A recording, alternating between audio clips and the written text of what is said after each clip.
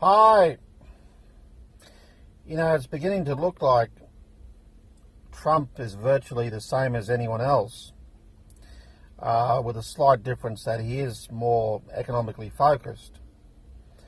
So, the fundamental problem with America is that they got, these huge budgets, trillion-dollar budgets, and, you can't have these sizable budgets and keep putting the money on the bill whilst shipping your jobs overseas.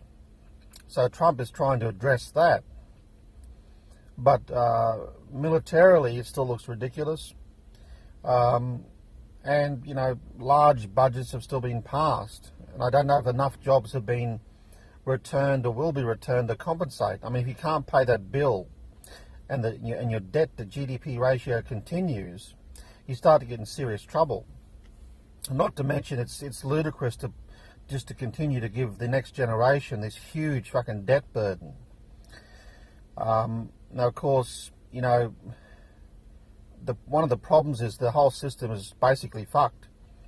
In that, if Trump tries to put restrictions on China or tariffs and whatever on China, China can do the same thing to them, and so that cocks the whole system up. The whole system isn't fair.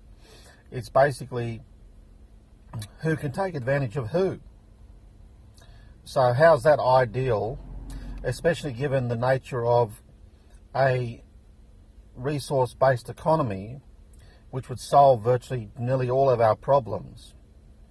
We carry on with this idiotic concept of capitalism, believing it's eternal, believing it's the only system, but it's not. There's a machine and robot-operated resource-based economy. The machines and robots are so advanced these days, it's not funny. People just are unaware of it. You've got to look and see what they're capable of. So we could all be having, none of us need to work. We don't need money. Without money, there's virtually no crime. And we certainly don't need politicians. We don't need politicians for anything. The politicians are the worst fucking idea ever invented. The politicians are just the salespeople of the megacorps. And if someone like Trump, who some people say he's been blackmailed, it's possible, because he's not really delivering like he should have. So, I mean, let's give him another couple of years, see what happens, but it's not looking good.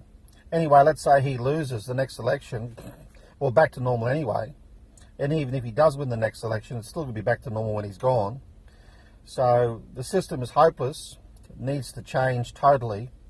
That change is a resource-based economy.